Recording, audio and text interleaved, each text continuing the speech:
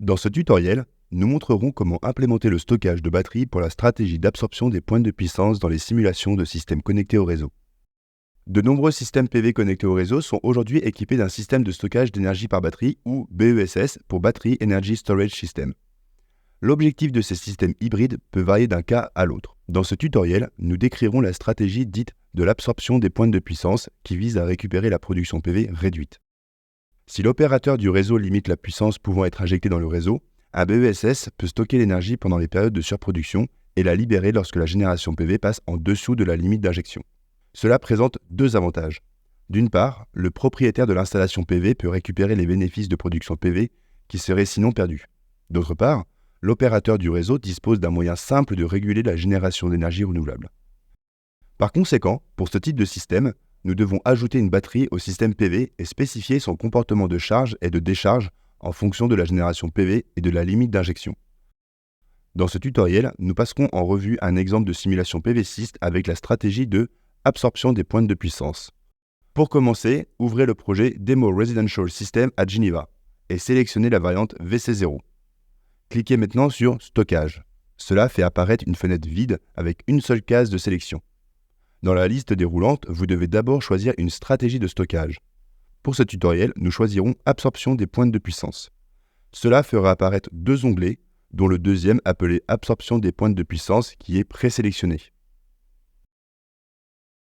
Dans la boîte de messages en haut à droite, un message s'affiche vous demandant de définir une valeur de limitation du réseau. Pour notre exemple, saisissez 5 kW dans le champ Limite de puissance du réseau. Ensuite, dans la section Décharge, vous devez définir quand la batterie commence à injecter dans le réseau. Vous pouvez choisir parmi 4 options différentes. La première option, qui est également la valeur par défaut, est dès qu'il y a besoin de puissance. Avec cette option sélectionnée, la batterie commencera à injecter de l'énergie dans le réseau lorsque la puissance AC générée sera inférieure à la limite de puissance du réseau. La deuxième option est après le coucher du soleil. Ici, l'injection dans le réseau ne commence que lorsque la génération PV est tombée à 0 à la fin de la journée. La troisième option est à partir d'une heure spécifiée. Si vous sélectionnez cette option, un champ apparaîtra vous permettant de saisir une heure de la journée. L'injection de la batterie dans le réseau ne se produira qu'à partir de cette heure-là. La quatrième et dernière option est durant une plage horaire spécifiée. Avec cette option, deux champs apparaîtront vous permettant de saisir des heures spécifiques de la journée. La décharge de la batterie ne sera possible qu'entre ces deux valeurs. Pour ce tutoriel, laissez le paramètre dès qu'il y a besoin de puissance. À ce stade, vous ne pouvez pas encore définir la puissance de charge maximale et la puissance de décharge maximale car le pack de stockage n'est pas encore défini comme l'indique le message en rouge. Nous le ferons à l'étape suivante. Pour cela, sélectionnez maintenant l'onglet Pack de stockage. Cet onglet nous permet de définir le type et le nombre de batteries pour le BESS. Dans le champ de sélection du fabricant, nous conservons le choix générique. Et dans la liste déroulante à droite, nous sélectionnons la première option, module de batterie lithium-ion 25,6 volts et 180 Ah.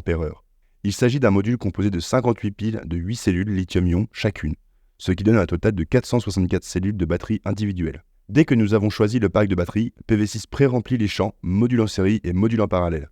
Dans notre cas, un seul module en série a été choisi et 7 batteries ont été mises en parallèle. Le nombre de modules résultant est de 7, ce qui donne un nombre total d'éléments ou de cellules de 3248. Cette configuration a été créée automatiquement en tenant compte de l'énergie quotidienne réduite qui ne peut pas être directement injectée en raison de la limitation du réseau. Sur le côté droit de la configuration de la batterie, vous pouvez voir plusieurs chiffres qui résument les propriétés du pack de batterie. Vous remarquerez que la tension du pack de batterie est arrondie à une valeur entière, soit 26 volts dans notre cas. La spécification C10 est la capacité de la batterie si elle se décharge complètement sur une période de 10 heures. Le pack de batterie de notre exemple a une capacité globale de 1260 Ah. Pour l'énergie stockée à 80% de profondeur de décharge, abrégée en DOD, nous obtenons une valeur de 25,8 kWh. Cette valeur est indicative de l'énergie stockée dans un seul cycle de batterie. Pour les batteries lithium, le cycle de charge ne devrait jamais être à 100% de DOD, car une décharge profonde ou une surcharge réduisent la durée de vie de la batterie ou peuvent même causer des dommages irréversibles. Le poids total est affiché à titre indicatif afin de donner une idée approximative de la taille physique de la batterie. La ligne suivante indique le nombre de cycles pouvant être effectués à 50% de profondeur de décharge avant que la batterie n'atteigne la fin de sa vie. Et enfin, vous pouvez lire la quantité totale d'énergie pouvant être stockée durant la durée de vie de la batterie, qui, dans notre cas, est presque de 50 MWh. Dans l'encadré en bas à gauche, vous pouvez choisir la température de fonctionnement de la batterie qui sera utilisée dans la simulation. La température de la batterie est utilisée dans le modèle de vieillissement de la batterie. Une augmentation de 10 degrés Celsius de la température de fonctionnement réduit la durée de vie statique de la batterie de moitié. Maintenant que le pack de batterie a été défini, nous avons un message en rouge en haut à droite nous demandant de définir la puissance de charge maximale du pack de batterie. Pour cela, nous devons revenir à l'onglet « Absorption des points de puissance ». Pour obtenir la valeur par défaut de la puissance maximale de décharge, cliquez sur la case à cocher à côté de celle-ci. La puissance de charge devrait être capable de couvrir le pic de génération PV moins la limitation d'injection du réseau. La valeur par défaut est obtenue à partir de la puissance de sortie maximale calculée par le modèle de ciel clair, à partir de laquelle la limite de puissance du réseau est soustraite. Dans notre cas, cela donne une valeur de 3,2 kW. La diminution de cette valeur peut entraîner des pertes d'énergie pour les heures où la génération PV est maximale. Augmenter cette valeur ne procurera aucun avantage car ces niveaux de puissance de charge ne pourront jamais être atteints. Cependant, la puissance de charge maximale aura également un impact sur la durée de vie de la batterie. Veuillez vous référer à la fiche technique pour vous assurer que la puissance de charge et de décharge choisie n'endommagera pas la batterie. Dans notre exemple, nous laisserons cette valeur à sa valeur par défaut qui est de 3,2 kW. À nouveau, cliquez sur la case à cocher à côté de la valeur pour obtenir la valeur par défaut calculée par PV6 qui est de 6,2 kW dans notre exemple. Cette valeur est trop élevée car la limitation du réseau exige de ne jamais dépasser 5 kW. Nous fixons donc cette valeur manuellement à 5 kW. Dans l'encadré, seuil SOC pour la batterie, où SOC signifie état de charge, nous pouvons définir les niveaux de charge et de décharge. Par défaut, PV6 configure ces valeurs de sorte que la charge s'arrête lorsque la batterie est pleine à 95% et la décharge s'arrête lorsque le SOC atteint 20%.